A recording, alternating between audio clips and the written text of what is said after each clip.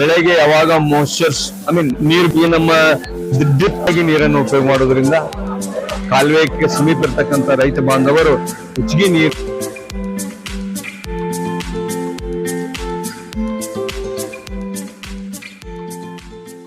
ಮತ್ತು ನೆಲ ನಿರ್ವಹಣೆ ಬಗ್ಗೆ ನಮ್ಮ ಸರ್ ಒಂದೆರಡು ಮಾತು ಮಾತಾಡ್ತಾರೆ, ಅವ್ರ ಬಗ್ಗೆ ಕೇಳೋಣ. ಸರ್ ನಿಮ್ದು ಏನಿರ್ತದೆ ಸರ್? ಸ್ಟಾರ್ಟ್ ಮಾಡಲ. ಎಲ್ಲ ನಮಸ್ಕಾರ.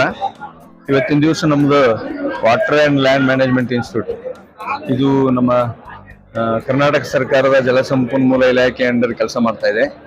ನಮ್ದು ಈ ಒಂದು ಸಂಸ್ಥೆ ರಾಜ್ಯದಲ್ಲಿ ಒಂದೇ ಒಂದು ಸಂಸ್ಥೆ. ಮುಖ್ಯವಾದಂತ ಈ ಸಂಸ್ಥೆ ಕೆಲಸ ಹೇಳ್ಬೇಕಂತಂದ್ರೆ, ನಾವು ಥ್ರೂಔಟ್ ಎಲ್ಲ 6 ಅಚ್ಚುಕಟ್ಟು ಪ್ರದೇಶದೊಳಗ ನಾವು ಕರ್ನಾಟಕದ ರಾಜ್ಯಾದ್ಯಂತ ಎಲ್ಲ 6 ಅಚ್ಚುಕಟ್ಟು ಪ್ರದೇಶದ ರೈತ ಬಾಂಧವರಿಗೆ ಮತ್ತು ನೀರು ಬಳಕೆದಾರರ ಸಂಘದ ಸದಸ್ಯರಿಗೆ, ಪದಾಧಿಕಾರಿಗಳಿಗೆ ಮತ್ತು ಇನ್ನಿತರ ಅಭಿವೃದ್ಧಿ ಇಲಾಖೆಗಳ ಅಧಿಕಾರಿಗಳಿಗೂ ಸಹ ನಾವು ಇವತ್ತಿನ ದಿವಸ ಇಲ್ಲಿ ನಿರಂತರವಾಗಿ ಒಳಾಂಗಣ ಮತ್ತು ಹೊರಾಂಗಣ ತರಬೇತಿ ಕಾರ್ಯಕ್ರಮವನ್ನು ಕೊಡ್ತೇವೆ.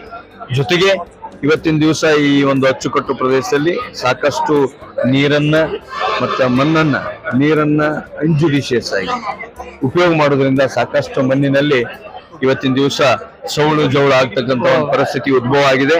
ನೀವು ಉದಾಹರಣೆಗಾಗಿ ನೋಡಿನಿ, ನಮ್ಮ ತುಂಗಭದ್ರಾ ಏರಿಯಾ ಅಚ್ಚುಕಟ್ಟು ಪ್ರದೇಶ ಇರ್ಬೋದು, ಮತ್ತು ನಮ್ಮ KBJNL ಅಚ್ಚುಕಟ್ಟು ಪ್ರದೇಶ ಇರ್ಬೋದು, ಮಲಪ್ರಭಾ ಮತ್ತು ಘಟಪ್ರಭಾ ಅಚ್ಚುಕಟ್ಟು ಪ್ರದೇಶ ಇರ್ಬೋದು.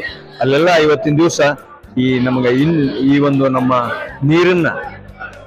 ಅತಿಯಾಗಿ ನೀರನ್ನು ಉಪಯೋಗ ಮಾಡೋದ್ರಿಂದ ಕಾಲುವೆಗೆ ಸಮೀಪ ಇರ್ತಕ್ಕಂಥ ರೈತ ಬಾಂಧವರು ಹೆಚ್ಚಿಗೆ ನೀರು ಯೂಸ್ ಮಾಡಿ ನಮ್ಮ ಅಲ್ಲಿ ಮಣ್ಣಿನಲ್ಲಿ ಸಾಕಷ್ಟು ಜೈವಿಕ, ರಾಸಾಯನಿಕ ಅಂಡ್ ಕ್ರಿಯೆಗಳು ಹೊಂದಿ ಆ ಮಣ್ಣು ಇವತ್ತಿನ ದಿವಸ ಸೌಳು ಜೌಳು ಆಗಿ ಮಾರ್ಪಾಡಾಗ್ತಾ ಇದೆ.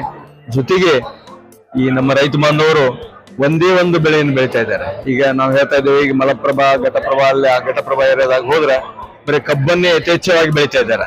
ತುಂಗಭದ್ರಾ ಹೋದ್ರೆ ನಾವು ಭತ್ತವನ್ನೇ ಯಥೇಚ್ಛವಾಗಿ ಬೆಳೀತಿದ್ದಾರೆ. ಇದು ಏಕದಳ. ಇದೇ ನಾವು ವೈಜ್ಞಾನಿಕವಾಗಿ ಈಗ ಒಂದು ವರ್ಷದಲ್ಲಿ ನಾವು ಒಂದು ಏಕದಳ ಬೆಳೆದ್ವಿ ಅಂದ್ರೆ 2ನೇ ಬೆಳೆ ಅಥವಾ 3ನೇ ಬೆಳೆ ದ್ವಿದಳ ಬೆಳೆದ್ರಿಂದ ಮಣ್ಣಿನಲ್ಲಿ ಫಲವತ್ತತೆ ಹೆಚ್ಚಾಗತ್ತೆ. ಸೊ ಅದು ಸಾರಜನಕವನ್ನ ನಮ್ಮ ಪರಿಸರದಲ್ಲಿ ಇರ್ತಕ್ಕಂಥ ಹೇರವಾಗಿರ್ತಕ್ಕಂಥ ಸಾರಜನಕವನ್ನ ನಮ್ಮ ಮಣ್ಣಿನಲ್ಲಿ ಆ ಒಂದು ಸ್ಥಿರೀಕರಣ ಮಾಡ್ತೈತಿ. ಯಾವುದು? ದ್ವಿದಳ ಬೆಳೆ, ಪಲ್ಸಸ್ ಅಂತ ನಾವು ಲೆಗ್ಯುಮಿನೇಸ್ ಕ್ರಾಪ್ಸ್. ಈ ಒಂದು ಬೆಳೆ ನಾವು ಬೆಳೆದ್ರಿಂದ ಮಣ್ಣಿನಲ್ಲಿ ಸ್ಥಿರೀಕರಣ ಮಾಡ್ತೈತಿ. ಅದನ್ನ ನೀವು ಮುಂದೆ ಮತ್ತೆ ಏಕದಳ ಬೆಳೆದ್ರು ಫಲವತ್ತತೆ ಹೆಚ್ಚಾಗುತ್ತೋ, ಒಳ್ಳೆ ಇಳುವರಿ ಬರ್ತೈತಿ. ಈಗ ಏನಾಗಿದೆ, ಒಂದೇ ಬೆಳೆ ಬೆಳೆಯೋದ್ರಿಂದ ನಮ್ಮ ಮಣ್ಣಿನಲ್ಲಿರ್ತಕ್ಕಂಥ ಒಂದು ಬೆಳೆ ಬೆಳಿಬೇಕಾದ್ರೆ 17 ಪೋಷಕಾಂಶ ಬೇಕು.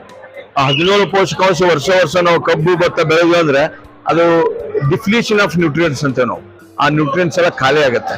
ಆ ಪೋಷಕಾಂಶಗಳು ಖಾಲಿ ಆಗೋದ್ರಿಂದ ಇವತ್ತಿನ ದಿವಸ ಭತ್ತದಲ್ಲಿರ್ಬೋದು, ಕಬ್ಬಿನಲ್ಲಿರ್ಬೋದು ನಿರೋಧಕ ಶಕ್ತಿ ಕಡಿಮೆ ಆಗ್ತಾ ಇದೆ, ಇಮ್ಯುನಿಟಿ ಕಡಿಮೆ ಆಗ್ತಾ ಇದೆ, ಜೊತೆಗೆ ರೋಗ ಕೀಡಿ ಹೆಚ್ಚಾಗ್ತಾ ಇದೆ, ಪ್ಲಾಂಟ್ ವೀಕ್ ಆಗುತ್ತೆ. ಆ ದೃಷ್ಟಿಯಿಂದ ಸಮಗ್ರ ಪೋಷಕಾಂಶ ನಿರ್ವಹಣೆ ಭತ್ತದಲ್ಲಿರ್ಬೋದು, ಕಬ್ಬಿನಲ್ಲಿರ್ಬೋದು, ಎಲ್ಲಾ ಬೆಳೆಗಳಲ್ಲಿ ಬಹಳ ಅತ್ಯವಶ್ಯಕ. ಈ ನಿಟ್ಟಿನಲ್ಲಿ ನಮ್ಮ ರೈತ ಬಾಂಧವರು ವಿಚಾರ ಮಾಡಬೇಕು. ಮತ್ತೆ ಒಂದು ಏಕದಳ ಬೆಳೆದ್ರೆ, ಕಬ್ಬು ಭತ್ತ ಬೆಳೆದ್ರೆ 2ನೇ ಬೆಳೆ ಅಥವಾ 3ನೇ ಬೆಳೆ ದ್ವಿದಳ ಬೆಳಿಬೇಕು. ನೆಕ್ಸ್ಟ್ 4ನೇ ಬೆಳೆ ನಾವು ಎಣ್ಣೆ ಕಾಳು, ಆಯಿಲ್ ಸೀಡ್ಸ್ ಬೆಳಿಬೇಕು. ಇದೇ ತರ ಎಲ್ಲಾ ಬೆಳೆಗಳನ್ನ ವೈಜ್ಞಾನಿಕ ಒಂದು ಪದ್ಧತಿಯನ್ನು ತಮ್ಮ ಅನುಭವದ ಜೊತೆಗೆ ವೈಜ್ಞಾನಿಕ ಒಂದು ಪದ್ಧತಿಯನ್ನ ವೇಳೆ ಸರಿಯಾಗಿ ಉಪಯೋಗ ಮಾಡೋದ್ರಿಂದ ಇವತ್ತಿನ ದಿವಸ ಅಚ್ಚುಕಟ್ಟು ಪ್ರದೇಶದಲ್ಲಿ ನಾವು ಹೆಚ್ಚಿನ ಇಳುವರಿ ಪಡಿಲಿಕ್ಕೆ ಸಾಧ್ಯತೆ ಐತಿ. ಇದಕ್ಕೆಲ್ಲಾನು ನಾವು ಸಂಶೋಧನೆ ಮಾಡ್ತಾ ಇದ್ದೇವೆ. ನಮ್ಮ ವಾಲ್ಮಿ ಸಂಸ್ಥೆಯಿಂದ ತರಬೇತಿನೂ ಕೊಡ್ತಾ ಇದ್ದೇವೆ.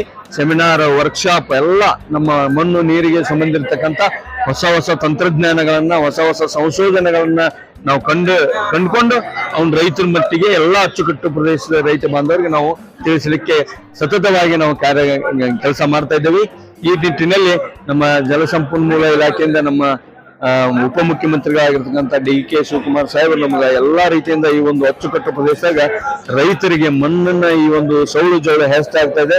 ಈ ಒಂದು ತೊಂದರೆಯನ್ನು ನೀವು ಅಚ್ಚುಕಟ್ಟಾಗಿ ರೈತರಿಗೆ ಅರಿವು ಮೂಡಿಸುವಂತ ಕಾರ್ಯಕ್ರಮ ರಾಜ್ಯದುದ್ದಕ್ಕೂ ಮಾಡ್ಲಿ ಅಂತೇಳಿ ಅವರ ಒಂದು ಮಾರ್ಗದರ್ಶನದಿಂದ ನಾವಿವತ್ತಿನ ದಿವಸ ಚೆನ್ನಾಗಿ ಕೆಲಸ ಮಾಡ್ತಾ ಇದ್ದೇವೆ.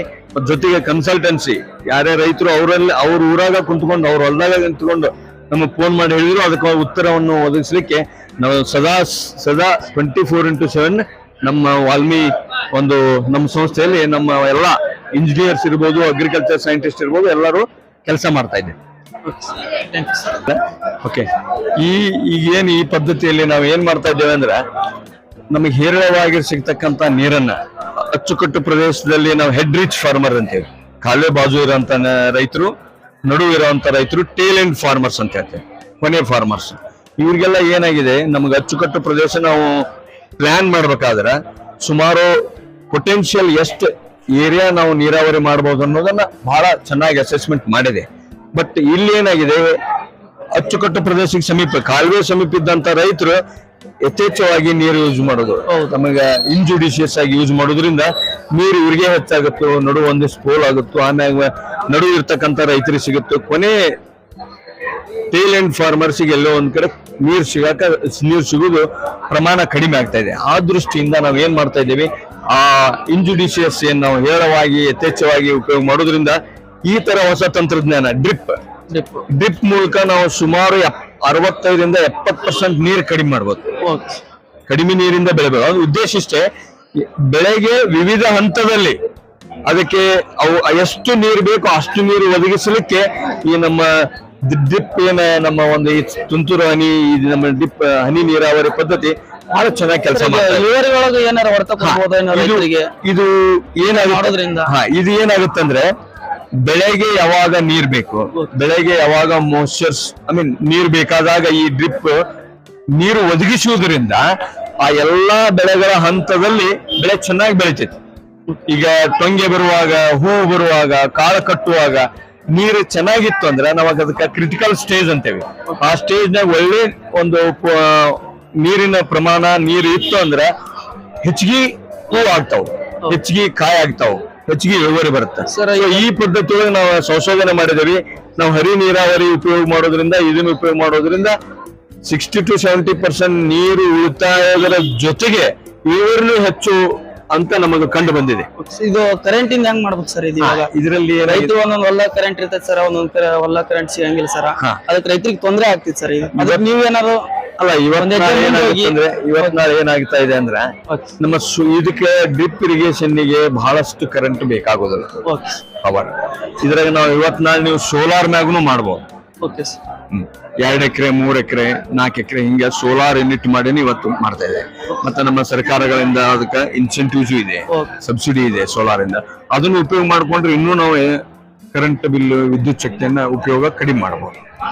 ಜೊತೆಗೆ ಇಲ್ಲಿ ಏನಾಗುತ್ತೆ ಅಂದ್ರೆ, ಇದು ಇದೆಲ್ಲ ಸಿಸ್ಟಮ್ ಏನೈತೆ ಅಂದ್ರೆ ಆಟೋಮೇಶನ್.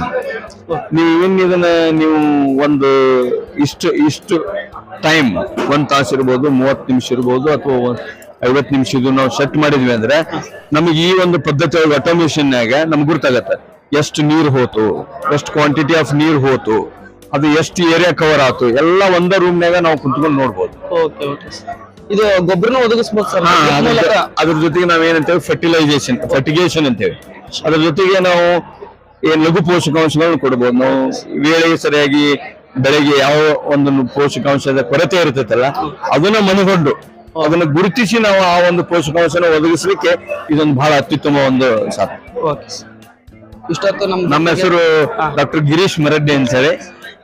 ನಾವು ನಿರ್ದೇಶಕರಾಗಿ ನಮ್ಮ ಜಲ ಮತ್ತು ನೆಲ ನಿರ್ವಹಣೆ ಸಂಸ್ಥೆ ಧಾರವಾಡದಲ್ಲಿ ಕೆಲಸ ಮಾಡ್ತಾ ಇದ್ದೀವಿ. ಇದು ಜಲ ಸಂಪನ್ಮೂಲ ಇಲಾಖೆ ಅಂದ್ರೆ ಒಂದು ಇಲಾಖೆಯಲ್ಲಿ ಇದೊಂದು ಮುಖ್ಯವಾದಂತ ಭಾಗ. ಆ ಇಲಾಖೆ ಅಂದ್ರೆ ನಾವು ಕೆಲಸ ಮಾಡ್ತಾ ಇದ್ದೀವಿ. ನಾವು ಇಷ್ಟೊತ್ತು ಇಲ್ಲಿ ನೋಡಿದ್ವಿ ಜಲ ಮತ್ತು ನೆಲ ನಿರ್ವಹಣೆ ಬಗ್ಗೆ. ನಮ್ ಸರ್ ಏನ್ ಇಷ್ಟೊತ್ತು ಇನ್ಫಾರ್ಮೇಶನ್ ಕೊಟ್ಟರು ಅದೆಲ್ಲ ನಿಮ್ಗೆ ಒದಗಿದೆ ಅಂತ ನಾವು ಅನ್ಕೊಂಡು ವಿಡಿಯೋನ ಏನ್ ಮಾಡ್ತಾ ಇದೀವಿ.